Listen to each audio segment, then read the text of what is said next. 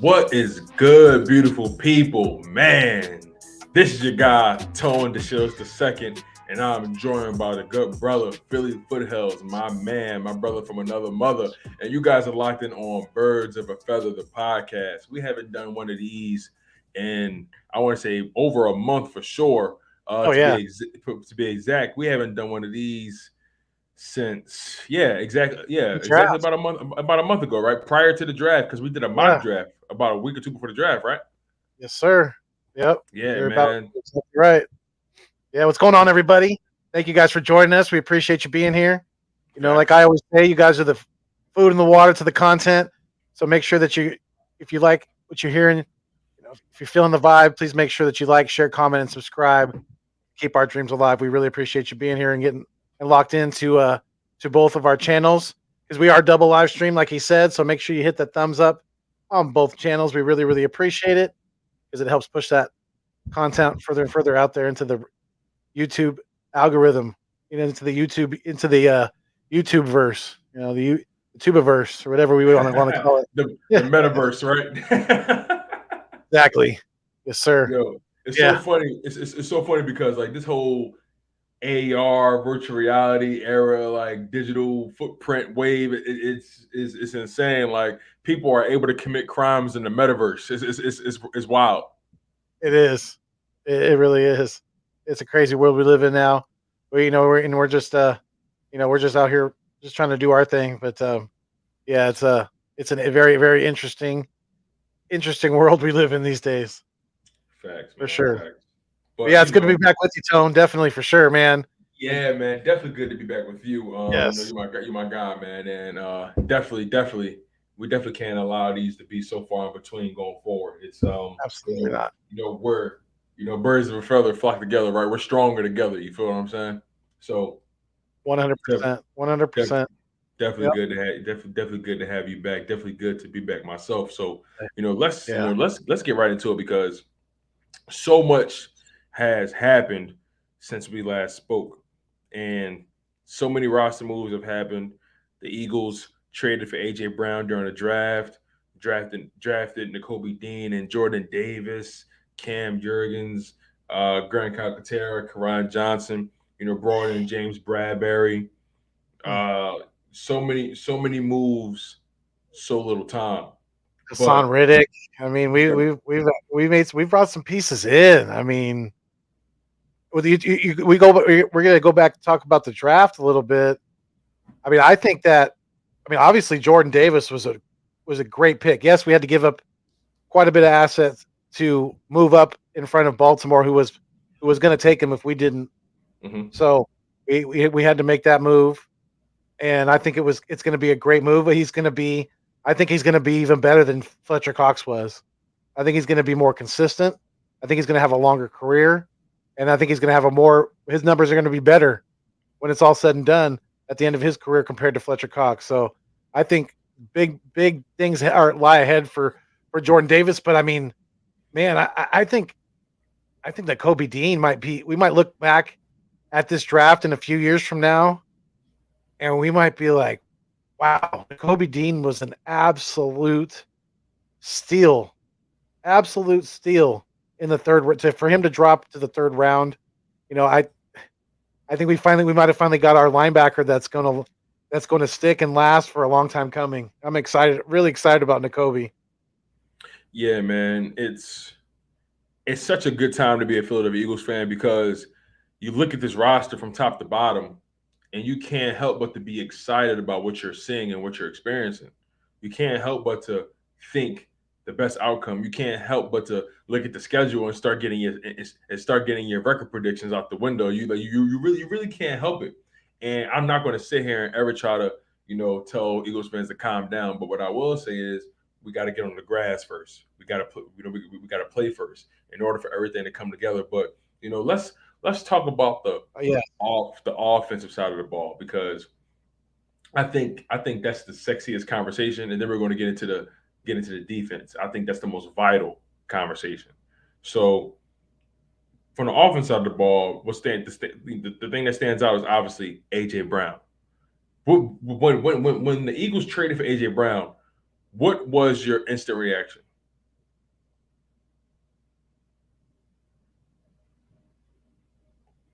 I think Foothills froze a little bit. But, bringing in AJ Brown was such a huge addition for the Eagles because his presence alone is going to create so many mismatches, and it's also going to create so much space for other guys to get open. Think about the attention AJ Brown brings. AJ Brown is someone who will demand double coverage. AJ Brown is someone that's going to it's going to be able to be used in various ways on offense. And AJ Brown is going to open things wide open for uh Devonta Smith. He's going to open things up wide open for Quez Watkins. He's going to open things wide open for Miles Sanders and all those other guys and Dallas Goedert. This is a very big year for everybody, but because of the way this offense is constructed now, I think the Eagles should definitely make it a point to try to utilize the other weapons because AJ Brown is going to command so much attention. AJ Brown is one of those guys that he's going to make you have a safety and a corner on him. He's going to force you to bracket him, right? But Devonta Smith, his route running ability as being a technician, and then Quez Watkins, him being a burner, Dallas Goedert being a mismatch for most linebackers and most safeties. This is the best thing about it. Dallas Goedert is going to be guarded by linebackers and safeties for the most part, and he's stronger and more athletic than most of those guys. So just think about that. How can Dallas Goedert really benefit from this situation? That's going to be the greatest aspect of the whole AJ Brown addition. How much space, how many opportunities he creates. He's going to demand the attention of the best corner or the best defender, right? And then at that point, is barbecue chicken for Devontae Smith. Devontae Smith is only going to have to deal with cornerback twos or cornerback threes, and Dallas Goedert is only going to have to worry about linebackers and safeties. You got Quez in that field. If Nick Sirianni is able to have formations and schemes that have all the four of those guys on the field, that's Dallas Goedert, Quez Watkins, Devontae Smith, and AJ Brown. If we have situations like that, who do you key in on? Who do you focus on?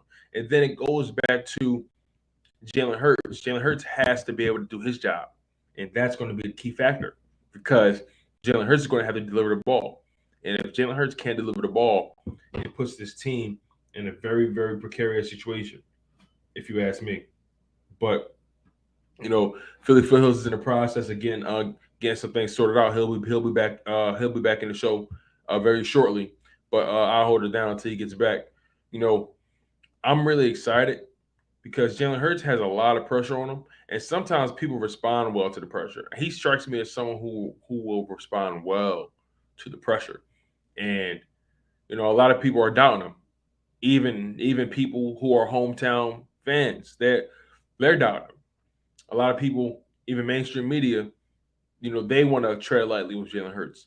Understandably so, though, because you still don't know how good he can be. You still don't know if he's taking his passing game to another level. And I can't really get mad at somebody for wanting to tread lightly. That's all I can say. I can't really get mad at it. Now, what's going to be interesting is to see how Jalen Hurts responds in key situations. Think about those situations like third and long, right? What will he do? You dig what I'm saying? It's going to be, it's going to really open up. It's going to really open up for a lot of people, and I think people are actually underestimating how good this team can actually be. I know a lot of Eagles fans are saying, "Hey, get the division. We got the division. We got to play." It's going to be competitive this year. At the end of the day, you got to go into these games and you have to understand the assignment. You can't go in thinking because you have these guys on your roster, all of a sudden things get easier. That's not how it works. Because you have this talent, guys are going to play you guys much tougher now. Guys are going to key in on you way more. But if Jalen Hurts can figure this thing out, really, you guys, really, really consider it. If Jalen Hurts can figure this thing out, it's going to get spooky for the league. Trust and believe if he figures this out, it's going to get spooky. I firmly believe he can figure it out, but will it be enough? Will he be consistent enough? That's that's going to be the key factor, you know. But Philly Foothills, Sorry about that. no, you're all good. You're all good. I need to know though the AJ Brown move. What's your thoughts on the AJ Brown addition? What do you think AJ Brown is going to bring to the table that that's going to help everybody involved? Well, first, I mean, he's going to draw a lot of attention because I think him and Jalen are going to hit it off, from the gates because we know they've been working together. They're really good friends, and when you have a receiver who is not only really good friends with his quarterback but knows how he thinks, is pretty much inside his head. He knows how he's wired. He's it's it's going to be fun to watch. It's going to be even more fun as to watch the offense as a whole because, like I said, he's going to draw a lot of attention, and it's going to open up a lot of things for man. Devonta Smith is going to have a big year too. I'm really excited to watch and see what the number 2 corners, because they're going to put the number 1 corner is going to be on AJ more than likely, unless they're really they're really set in their ways as far as the way they line up their guys on certain sides or whatnot. But man, Devonta Smith's going to have a lot of opportunities. Dallas Goedert's the middle of the field's going to open up. Quez Watkins in the slot is going to be fun to watch. To see some of the see him put some pressure on some of the safeties in the league. That's going to be really, really interesting. And Jalen, it's going to be about Jalen this year. Is he going to be able to fully step up into that spot? Into that quarterback that we want and need him to be. But I mean, man, AJ Brown. When I first heard about that, and I'm pretty sure that Vic 3 was the first one to break the news because he was getting really he had an inside tip from somebody, and he knew it way before it broke on any news or anything like that on the internet. So I was blown away, absolutely blown away, because we got a absolute stud of a receiver in the prime of his career, and we got him at a very, very good price. The contract is very well. It was very well done, and I just, as much as I've hated Howie in the past, he has blown me absolutely away. Especially with this past draft, this trade that he made with AJ Brown. We're not giving Howie enough credit. We need to start giving him more because he definitely deserves it. He's been earning his money, definitely has. Right. You think about it from this perspective. Howie Roseman has, he's usually known as being the capologist, right? He's the guy who's normally known for maneuvering through contracts and negotiations and, being, that being his strong suit. But when you think about it from the way these past 2 years have really played out, he's really been killing it when it comes to his talent evaluations. Now, is he trusting? Is he beginning to trust his team more, his scouts more? Sure, but at the end of the day, he has to make the decision, and I feel like he's refrained from overthinking, and he's really beginning to just trust the board and start to really go where all the talent is, and that's in the SEC. So is it fair to say Howie Roseman is evolving as a GM in front of our eyes? Is it fair to say that the best is yet to come for Howie Roseman? I mean, I think even if he could kind of plateau next year and not have that good of a draft, but the talent evaluation is like you said, that's an interesting topic with him because he's had issues in the past. He's definitely seemed to improving on that. especially with the he blew me away with the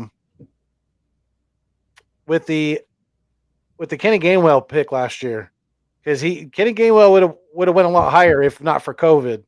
So uh, and Gainwell he proved that he's ready for for the NFL. He had a pretty damn good rookie season last year. So picks like that.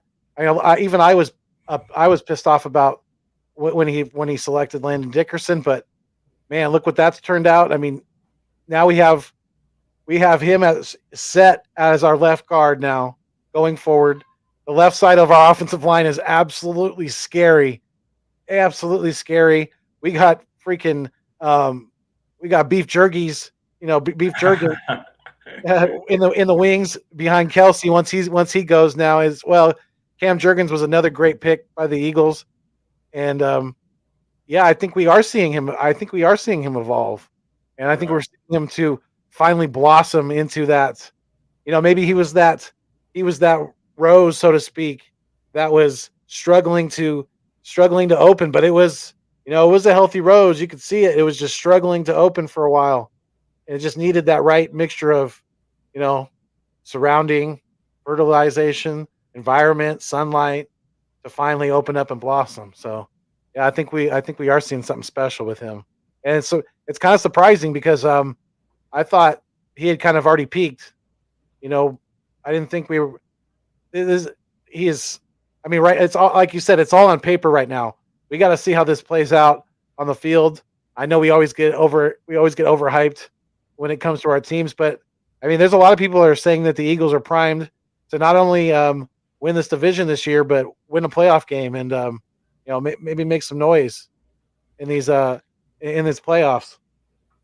My thing is if they can figure it out, like I was saying before before you had clear some stuff up, Yeah, you know, if this if Jalen Hurts figures it out, it can get really scary for the NFL. yeah. It, that's it. That's the thing. Is he gonna figure it out? And the more I watch him work, the more I see how much effort he's putting in. I mean, he's either gonna really succeed, or he's really gonna fail. And I think he's more likely to really succeed myself. Absolutely. But especially with the now that you've given him is you've given him two wide receivers that he is very comfortable with. I'm sure he's getting more and more comfortable with Quez as well. And like I said earlier, it's going to be fun to watch Quez in the slot because boy, he's going to be able to put pressure up the middle on the safeties. If they run him on a deep slant or even a go route from the slot position. I mean, you talk about putting pressure on the middle of the field with that speed. Oh yeah, let's go. Get him in the open field. Let him use that. Let him use that speed burst because he's got it. We got to harness it and let him expose it. Right. And that's the thing. Like this team is really poised to really give opposing defenses fits. Like this isn't just a player here, a player like these like the AJ Brown trade. He fits perfectly into what we're trying to do. All three of our top three wide receivers are very unique in their own right. You have AJ Brown, the big body, physical wide receiver who has a catch radius like Stretcher Armstrong that can catch any 50-50 ball, hands like glue, very physical, very imposing. Still has speed that can burn you over the top. It still has speed to burn you over the top if you're slipping. You know what I'm saying? Just a very good wide receiver who's proven it time and time again. Then Yeah, you got Devonta Smith, a technical assassin, a guy whose footwork is on a million, a guy who has an ability to really dominate on the sideline, a yeah, guy who's a route running technician, hands like glue, right. fearless, Knows able to every branch on the route tree. exactly able to run damn near any route, like just like you said. And then you Yep. have Quez Watkins, the burner, the guy that can take the top off of the defense. Then you got Zach Pascal, your utility guy. You're not going to expect him to do big things, but the best believe he's going to get mixed and matched in there. And he's going to have easy matchups. You can't forget Dallas Goddard. Dallas Goddard is probably honestly, I think Dallas Goddard might be the largest beneficiary of this wide receiver core because those wide receivers are going to command so much attention on the boundary.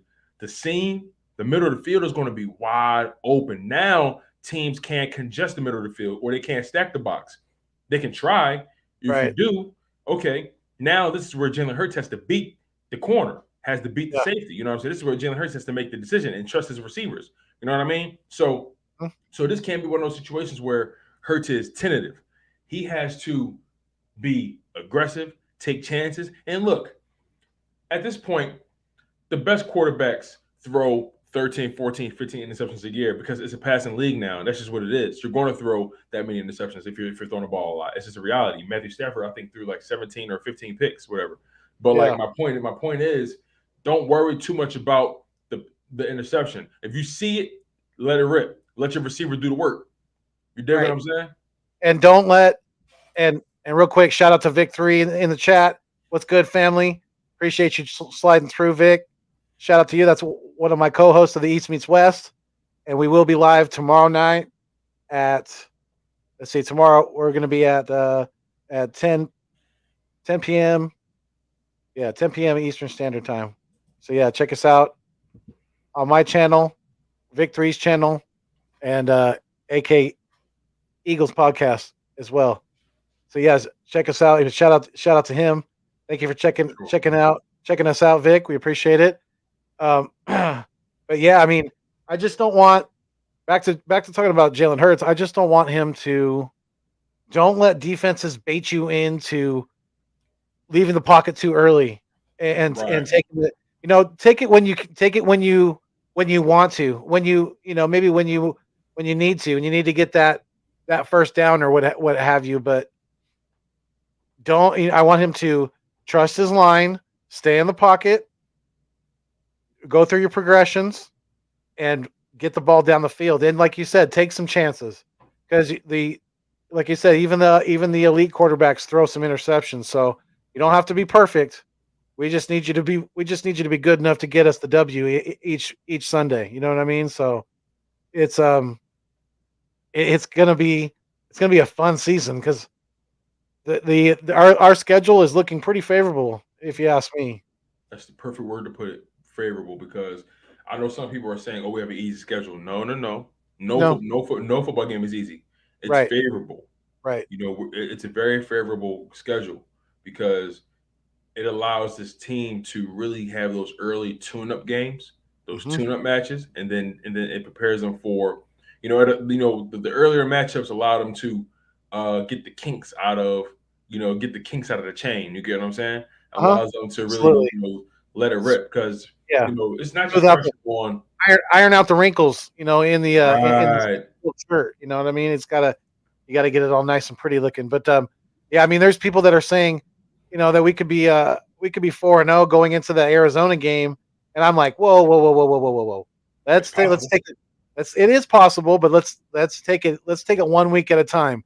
We don't know. Yes, we're going to be more than likely we're going to be in the playoff race this year. We're going to be in the division race, definitely with the Cowboys, unless one of the other two bottom feeders and the Commanders or the Giants come out of the basement. But I don't see that happening. But I mean, there's just there there's too much variance in the NFL. We don't know how a lot of these new pieces on these teams are gonna fit.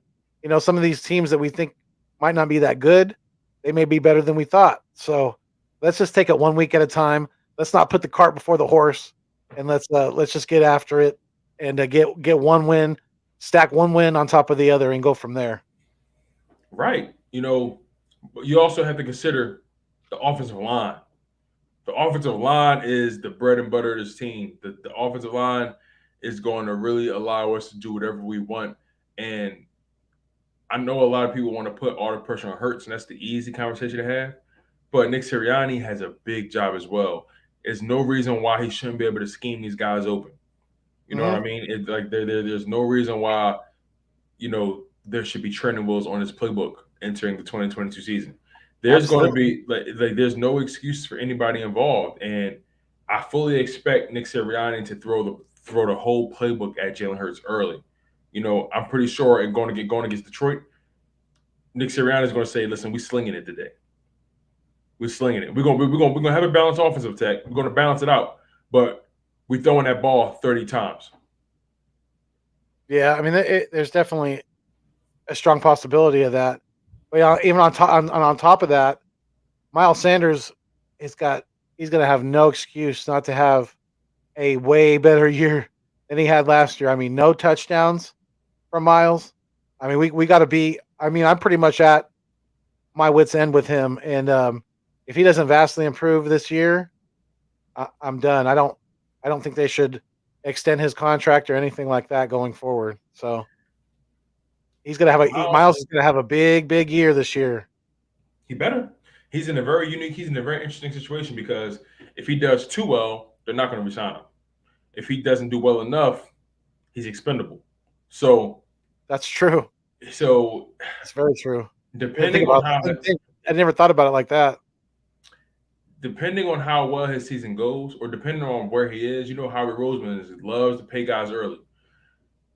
I don't know if he's going to treat the running back position in the same breath. He paid Jordan Mailata early. He paid Dallas Goedert early. He paid Josh Sweat early. He paid Devonta Maddox early. But I mean, it doesn't really. I don't know if he really needs to that badly with the wide receiving core that we're going to have, and with the dominant offensive line that we're going to have going forward. There's not. I don't know if there's a huge reason to invest a lot of money in the running back position. You have, like I said, you have Kenny Gainwell. We've brought Boston Scott back again, so we have the Kennedy Brooks too. What's that? The kid Kennedy Brooks. They brought him in as well. Yeah. Running back. Yes. So yeah, exactly. So we got some horses in the stable. So I don't know. It's like you said, Miles is definitely in a very kind of a tricky situation this coming season, because if he has too good of a year, like you said, they won't be able to afford him if and then they're not going to want to pay him either way. So and if he has a crappy year, then it's out the door you go, definitely. So I don't know, we're going to have to see. He's he's definitely going to have his opportunities though, because this offense, like the chat said earlier, AJ Brown is going to open up this offense tremendously. You guys are going to see it. I think everybody was clamoring for DK Metcalf. Yeah, DK would have been a great trade too, but I think DK would have cost a lot more. And I think DK would have commanded a bigger contract than we gave AJ Brown. As far as an extension. So I think AJ Brown. I actually think AJ Brown he's a more complete receiver. He has a greater command of the route tree over DK Metcalf, in my opinion. And he's just as strong. I mean, you see AJ Brown, he breaks tackles left and right. I mean, he runs guys over. He's not a small guy. Like you said, he was the perfect piece for us, because he was that bigger physical receiver that has like you said, a tremendous catch radius. He's like Spider-Man when it comes to catching the football. So it's I'm sure at least I hope Nick Sirianni and Coach Steichen are chomping at the bit to see what they can do with this new piece, with Jalen, with Devonta Smith, with all these guys, with Goddard. Like you said, it's gonna be on them too to make sure that they're utilizing these guys and getting them in the right spot, running the right plays in certain situations, things like that. So, there's going to be a lot of pressure on this coaching staff too this year. Definitely, man. And not just Nick Sirianni, right? Not just Shane Steichen, but you got to think about Jonathan Gannon as well. Jonathan Gannon is a guy that, entering last season, he was supposed to be this golden boy when it comes to defensive play calling, and he's supposed to be one of the hot shot up and coming potential head coaches, right? But I didn't really get that feeling watching him call games last year. His decision making was highly questionable. I feel like he didn't trust his team well enough to put them in positions that maybe were a little bit more risky. But listen, these guys are pro athletes; they got to play ball. I didn't believe that he really trusted them enough to put them in the best position to succeed, like putting the corners closer to the line of scrimmage, or trusting his linebackers to do various tasks. But we all know the linebackers weren't really good at coverage. The best coverage linebacker we had last year was T.J. Edwards, and he's not even considered a top tier coverage linebacker. That's still considered a weakness in his game. So Right. what does that really say about the linebacker core? But now Jonathan Gannon, he has no excuses in terms of what he needed. Remember last year, all he kept saying was, "I don't have what I need to do what I want to do." The scheme doesn't really fit the roster right now. And Howie Roseman immediately went out and got everything he needed. Got him a bunch of guys that are versatile. Brought him a bunch of linebackers, young and with some experience. And the theme of this defense, if you ask me, is versatility, versatility, versatility. Everyone is multiple. So, what's your thoughts on the overall pressure that's on Jonathan Gannon right now? Oh, I think with the pieces that we have in place, with Brandon Grant coming back, with the draft, with the trades, the free agency acquisitions that we've made, I don't think there is not a lick of there's not any room for error this year with Jonathan Gannon. He has no excuses not to have a top tier defense. We should be a top 5 if we stay healthy. We should have a top 5 defense. I mean, we have a good enough defensive line. We have so much depth now at defensive line. They're talking about possibly running a 5-2 sometimes. A 5-2. Come on. That just says that we have so much talent on the defensive line that we don't want them sitting on the sideline for a majority of the game. We want them on the field. And it also says they really believe in the linebacking position now that we have in-house. So, especially like I said earlier with the addition of Nakobe Dean, I think we're going to look back in a few years and we're going to be like, wow, what a steal in the draft. Absolutely. And we're going to be blown away that we got him in the 3rd freaking round, because I think he's going to be a dominant force going forward. It's going to be really, really intricate to see. I'm going to watch really closely when him and Jordan Davis are on the field and how they kind of communicate, because they obviously played together at Georgia and they played together at a very, very high level together at Georgia. So I think that's only going to continue. I think Gannon will probably incorporate some plays that they probably ran last year. I wouldn't doubt if they did something like that, maybe a kind of a hybrid of a play or something like that. But I mean, with the addition of Bradberry to fill in that at the CB2, which I wasn't really too worried about. I mean, with Tate Gowan and with Zach McPherson back there, I think we have a lot of depth. I think we're going to be we're good to go. But man, do you think we really? I mean, I have to ask you, the chat as well. We have the best 3-piece now in the NFL. I mean, with big play, right? With Bradberry and with Devonta Maddox now, with one of the best slot corners in the league. I mean, good question. Ooh, try to find me a better corner trio. That's a very good question, huh? Do we have the best 3-piece? On paper, obviously. We don't know how it's going to all work together. We haven't seen Bradberry in it work with on the other side of Slay, but I mean, I think he's going to do well. He's done well against number 1 receivers in the NFL. So at times he's going to be going against number 2 receivers, things like that. So I think he's going to be fine on the other side. I think he's going to do very well. A lot better than Nelson did on the other side of last year, that's for sure. Right, and James Bradberry is clearly an upgrade, right? Andrew Hernandez says we have a top 3 trio easy. Okay, I like that. Yeah, I can go with that. And I can get with that as well, because Devonta Maddox separated himself as being one of the top tier slot corners in the NFL last year. I think he was ranked top 10 in all categories from an analytical perspective at the slot position. That's where you saw Jonathan Gannon's expertise, his experience as a defensive back coach come into play, because he saw Devonta Maddox. He saw that he was skilled, but he was struggling on the outside. So he said, you know what, kid? Let's go ahead and move you onto the inside and see what you can do. But And that's look, his natural position. I think we all were screaming for even Doug Peterson to put that kid in the slot. yeah. Oh, yeah. I mean,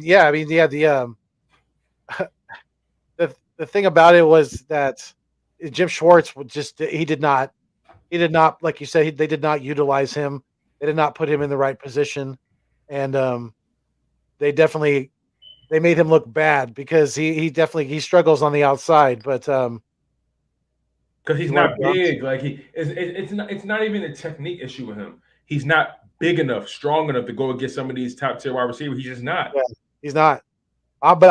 But to chime in on Ivan's comment here, I'm sneaky excited about Marcus Epps, man. Did you see the numbers that Philly? Shout out to Philly Mike. He dropped some numbers. Man, I wish I had my Twitter up right now. I would he shot out some numbers. I don't know how big. I don't think the sample size obviously was huge with Epps, but his numbers were very good last year when given the chance. And I like him. I like the kid. He's a ball hawk. He likes to. He loves to hit.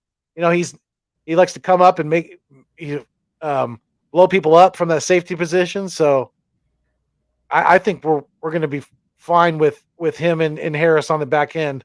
I really do. I think I actually think Harris could be more of a liability than Epps if you That's really what ask. everyone keeps saying. Yeah, To your point about what Philly Mike said from the Philly Talk podcast. Shout out to Mike from yeah, Philly Talk podcast, my guy. He says absolutely. he says Marcus Epps in coverage last 2 seasons when given the opportunity, 44 targets, 3 interceptions, 1 passing touchdown allowed, a 56.3% passer rating when targeting him. Well, That's he probably meant completion percentage, but regardless, you know, quarterbacks had a tough time when targeting him on 44 targets, and he was graded out as being the best safety on our team last year per Pro Football Focus. yeah. I mean, like you said, it's not a huge sample size, but I like what I'm seeing. I liked what I saw from him last year. He just seemed when he was on the field, he's either making the tackle or he's getting an assist on a tackle more times than not. I mean, when you see guys like that when they're constantly around the ball, when you like your safeties to be that kind of guy because that's gonna more than likely that's gonna lead to turnovers in our favor. So yeah, the I'm not worried about at all about Marcus Epps. I think he's gonna be I think he's gonna be just fine. And that if we decide to run with him as our starter, which I Yeah, think we man. should, by the way, I do not. I want to go on record and say I do not think that the Eagles need or should trade for a safety right now. I think we're fine. I think we're good. Let's run with it. Yeah, I think Howie realizes that too. I think Howie's actually going to stand pat right now. I don't anticipate any further moves from Howie, if I'm being honest. And I actually like it. He got his work done early prior to Yeah. OTAs, and now all these guys get the full off season. They get the full you know they get the full program. Yes. all different phases of the program of OTAs, and OTAs actually started today. And I'm pretty and for the first time in a long time, we're actually entering a year where there's little to no position battles, and I mean this in a good way because sometimes position battles are good, but sometimes position battles can kind of be redundant because you don't know who's going to be the guy in the end, and at the end of the day, can they really be trusted anyway? I think we have guys on this roster that we can trust without a shadow of a doubt, and that's why there aren't any position battles. Like, really think about it. If there was going to be a position battle, the only position battle you probably would have found was at that corner position before Bradberry came in. Now that Correct. Bradberry's here, he completely eliminates any confusion. It's going to be Darius Slay, Bradberry, and Devonta Maddox out there. Maybe competition at safety, but I think it's going to end up being Anthony Harris because of his experience, and it's going to be Marcus Epps because of his experience and just the His skill disparity in set. talent between Yep. him and Kevon Wallace. Yeah. And like I said with Jonathan Gannon, he has all the pieces he needs to be successful. There's absolutely no excuses for this man, and this is really interesting because I kept telling people, I said, look, all I want to do is enter the season, and I don't want to have to look Howie Roseman's direction. And for the first time in a long time, I feel like we're able to enter a season without a shadow of a doubt, we don't have to say Howie Roseman's name not one time this season. Right? Isn't it? And that's going to be such a great feeling to have. It really, Especially for really him, is. right? Especially for him. Oh yeah, for everybody, especially for him, like you said, because that's going to be a big weight off of his shoulders. You know, a big relief for the fan base and for everybody. You know that bleeds green like we do. You know. Yeah, for sure, man, for sure. But the good thing is, we have that depth, right? We have depth at the cornerback position. We have depth at linebacker. If we're being honest, we have depth on the defensive line. Maybe we need a little bit more. Maybe we need a little bit more depth on the edge. But I say we have pretty good depth all around the board. We have great depth on the offensive line. I feel like we have great depth in all the key areas, the trenches especially. And I think that's why Andre Dillard hasn't been moved yet, because Howie Roseman knows it's a 17-game season. Anything can happen. I can throw Andre Dillard in at left tackle. If worst case scenario, I can move Jordan Mailata to right tackle, and I can move some things around. I don't think Howie Roseman is gung ho on moving on from Andre Dillard. No matter, even though people are saying, "Oh, trade for Jesse Bates or whoever they want." I don't think Howie Roseman is as gung ho on trading Andre Dillard, because he understands that it's a long season, and even though this kid was a first round pick, he still has something to bring to the table. And yeah, sure, maybe he didn't pan out in terms of being that bona fide starter, but when he has started, like for example, I think it was a moment where Jordan Mailata was hurt for a little bit, like he missed like a game or something like that, a game or two. Andre Dillard was in, and he did a pretty good job. And Andre Dillard supposedly took his game to another level this year. Well, he's took his conditioning to another level. Yeah, I've heard that too. That's the thing that Howie has a hard time, and I think he still kind of struggles with this as far as not wanting to admit that he made a mistake as far as drafting, especially when it comes to first round picks. You see it with Andre Dillard, and yes, I'm sure you're partly correct that he is thinking about depth. He is thinking about the what ifs that could happen and things like that. If you may need to move people around if there's an injury or things, or certain things. We know guys are going to get hurt, especially on the offensive line.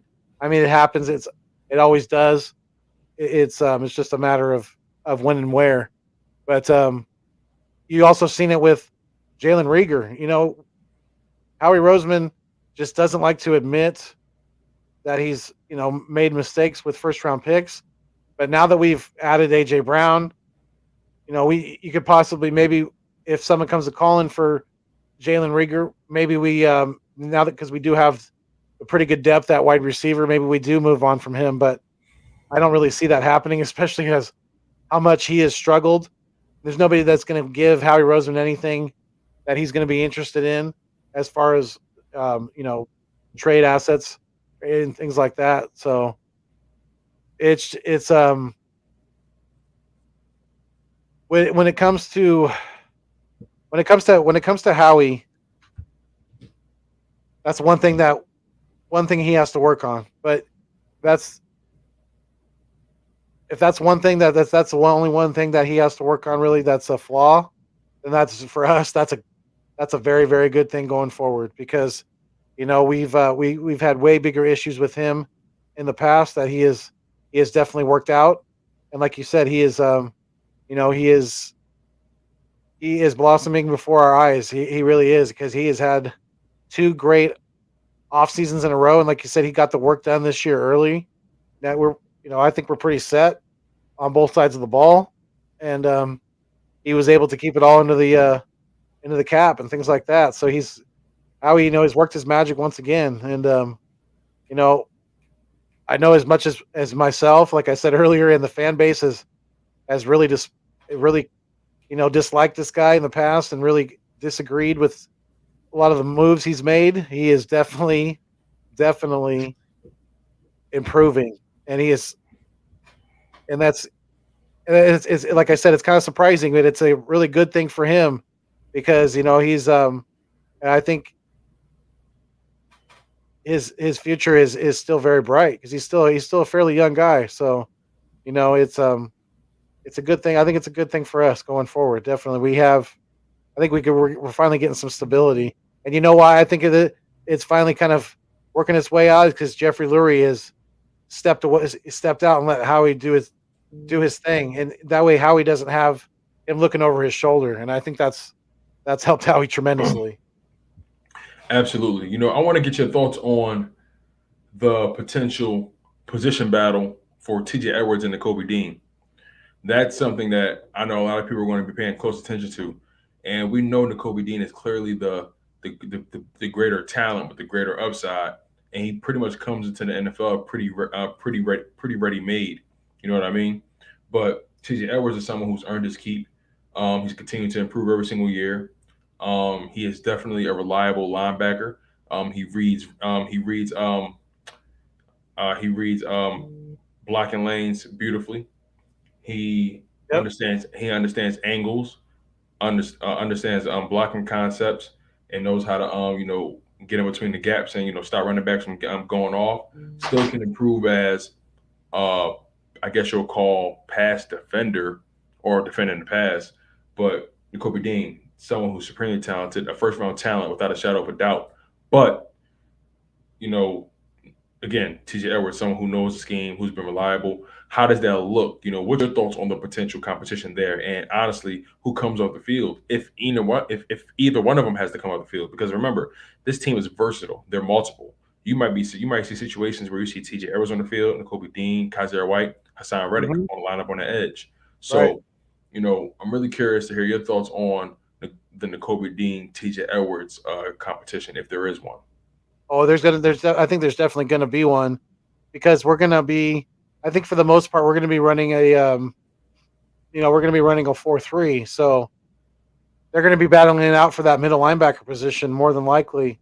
And I think Nakobe Dean, I'd say let him battle it out in camp. Best man wins. But I think Nakobe Dean would probably win, just for the mere fact of I think he's probably a little bit quicker. He is. Than TJ, and that's a big asset to have at the middle linebacker position, and he's just as strong, if not stronger. So, so I think if we were in a base 4-3, I think it would be Nakobe in the middle.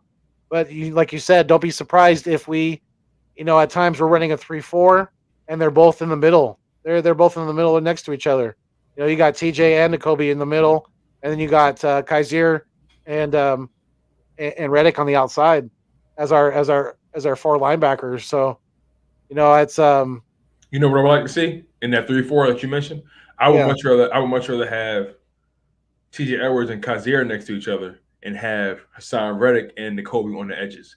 Because Nakobe Dean is a pretty good pass rusher. It doesn't get talked about that much. He's a very good pass rusher. He knows how to get skinny. And his pass rushing ability was something that wasn't really discussed when he was in college. More so his ability to be a field general was something that was more so discussed, and his ability to make sure guys know where they need to be. His leadership, his explosiveness on the ball, and his pass coverage skills.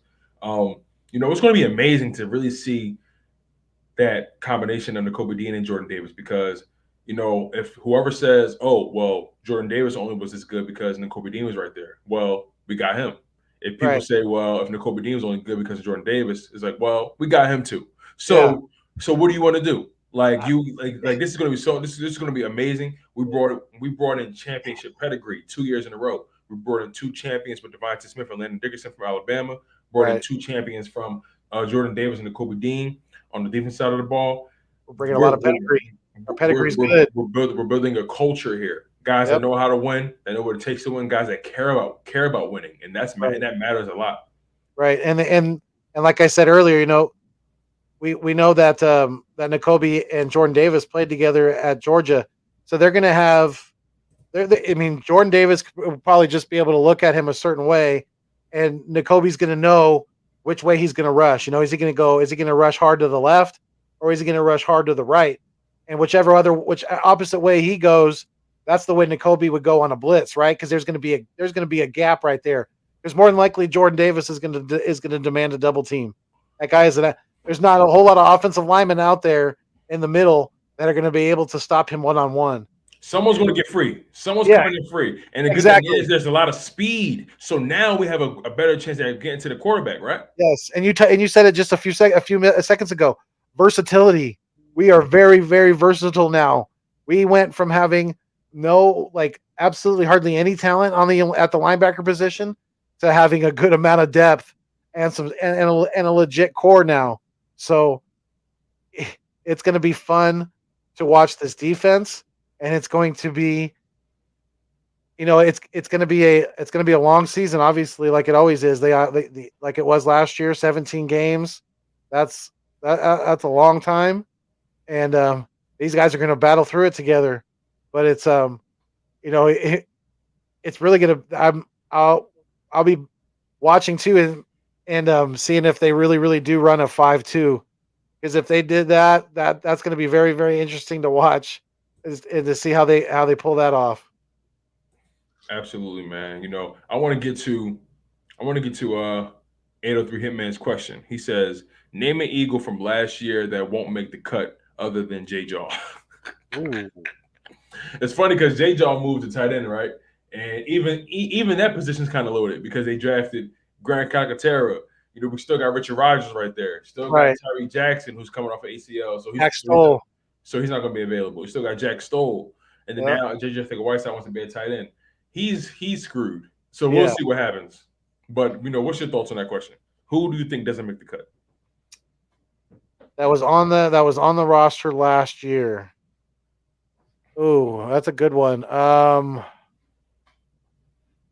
That could be one of two people. I think it could be because we're talking the practice squad too, right? So I think Yeah.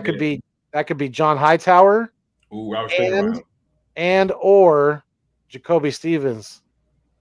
Really? Because Jacoby, remember they moved him to linebacker.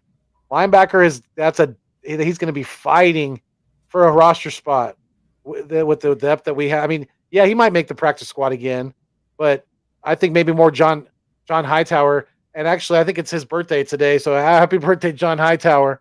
But Happy birthday, John right, Hightower, man. That is hilarious. but I think he might get cut, buddy. Sorry. That is priceless, yo. Oh my god. If I had to if I had to pick someone, man, if I'm being honest, It's tough. it I know. might Reed Sinet, the quarterback. Reed Sinet, you know what I'm talking Yeah. about? Him. Do Because remember they brought in Carson Strong. right, and So obviously Reed, we still have right, Gardner. right. So I think Reed Sinet and yeah, man, John Hightower, like he hasn't been key. He hasn't been locked in on the game lately, and it's unfortunate. But No, and overall, I've heard from some people who have inside knowledge, to the team and things like that. That he's just, and I think this was documented before, like it was like around this time last year. I think that he's just not fully committed to the NFL. He's just not. He doesn't. It's not his. It's not a true passion of his. He's just in the. He plays football because he's pretty good at it and he can, make a pretty decent living. I guess. It's just not. But I guess it's not a true full passion of his. So, and that's a big thing that's a big issue to have when you're in the NFL because it takes 100% commitment. No, no doubt. Full go 365. It's you're all in or nothing, or you're going to be all exactly, out. exactly, and the off season, leading up to the season, the practices. Those are everyone loves to play on Sunday, right? But no one loves to commit to the grind leading up to Sunday. Right. Yeah, it's all about you. You got to you got to put in that work, man. You see that's how the greats get it done. That's how Jerry Rice got it done. That's how Jordan got it done. You got to not only you got to put in the work yourself, but you got to push the ones around you to be great as well. You got to Absolutely, want you got to want and expect greatness not only out of yourself, but out of all your teammates around you, and you got to push them to do so. absolutely, man, absolutely. Yeah, Rieger Uh, does. No. yeah, Rager is that's a very interesting situation. If I'm being honest, I think he'll be on the roster by the time the season starts. I can't. I don't see Howard Roseman cutting ties with him unless he gets a deal he can't refuse. Other than that, he's going to be on the roster, and he's going to try to find. They're going to try to find unique ways to probably throw him in and mix him in there. But this wide receiver room is set, and the writing was on the wall. The writing was on the wall for him, you know. And if we're going to be able to compete on a high level, we need guys that can, catch the ball and get the job done. Just to put it plainly, especially if we're trying to win this division. The Yeah. NFC East, the NFC East right now, and this could be our final topic. The NFC East is wide open to me for two teams, of course. uh, but the NFC East, we it's all in front of us. Everything is in front of us at this point. What's your thoughts on the Eagles competing for the NFC East crown? Yeah, like you said, barring a surprise uprising from the Commanders, that's still a weird name to say, from Washington. I'll just say, and they're redheaded stepchild of a quarterback. I just him, Danny Pesos of the New York Football Midgets. Yeah, I'm not seeing it. I don't think they're going to be very good this year, either one of them. So I think like you said, I think it's going to be pretty much a two-team battle. But you never know. You never know in the NFL. There is a lot of variance. There is a lot of parity for the most part. But I mean, talent-wise, what we see on paper right now, it's going to be a battle between us and Dallas. Coming down to it, more than likely, we're going to have. I think we're going to have an above-average chance of winning this division this year, especially with the schedules that we have compared to who the Cowboys are playing. Yeah, I like our chances. I do, and I think there's a good chance that we could, even possibly host a playoff game this year. I really do. I think we're going to have a good chance of winning, 11 to 13 games this year. I really do. We're going to be right in that range.